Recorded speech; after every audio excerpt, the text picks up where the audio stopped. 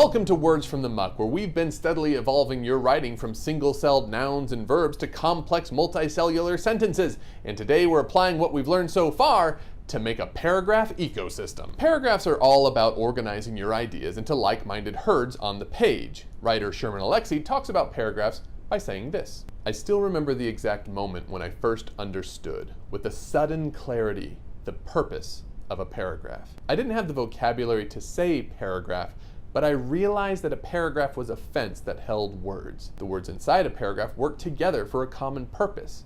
They had some specific reason for being inside the same fence. So we just throw a bunch of sentences together and we've got a paragraph, right? Like Alexie said, paragraphs fence in similar ideas. So the sentences that go into making a paragraph need to be connected in some way, not just randomly thrown together. So when I'm building paragraphs, I'm thinking of a goal for that section of my work. Maybe I'm making an argument or writing a story, but in either case, my paragraph should focus on one idea at a time. One way to keep everything connected is to create a topic sentence for your paragraph. A topic sentence is a sentence that the rest of your paragraph is built around. It's the idea that all other ideas are tied to. If you're writing an essay, for instance, you may begin with a sentence like, one of the most overlooked difficulties in keeping an elephant as a pet is how much poop is involved. This is perfect if you are writing about the challenges of people wanting to own exotic pets, especially poopy pachyderms. And a sentence like this clearly establishes what the following sentences will be about. If it is truly your topic sentence though, then every other sentence in this paragraph will need to address elephant poops. So maybe it looks something like this. One of the most overlooked difficulties in keeping an elephant as a pet is how much poop is involved. This isn't like cleaning up after your dog drops one in the front yard with a small plastic bag.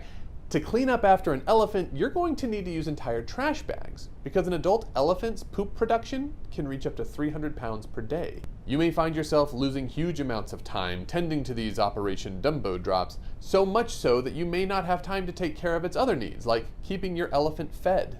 In this way, every part of my paragraph has something to do with the difficulties of dealing with the waste of an elephant that you would have to deal with if you tried to keep one for yourself. It's possible to add more, of course. You could spend even more time than I did researching elephant poop and keep adding to the complications of elephant feces.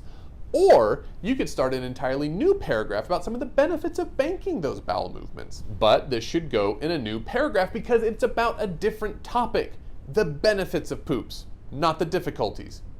And yes, there are benefits to elephant stool. Quite a lot, actually. Yep, why not? I'll just link some down in the description. You can go check it out for yourself.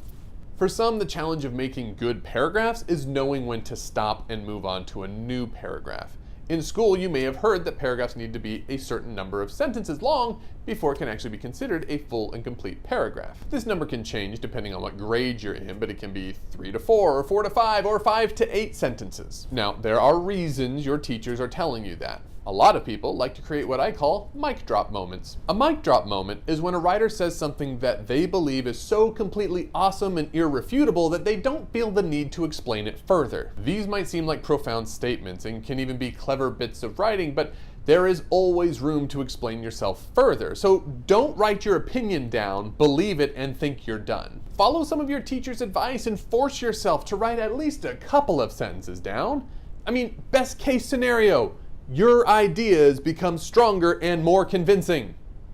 That's a good thing. On the flip side, don't force yourself to beat a dead horse if you've already said what you had to say on something.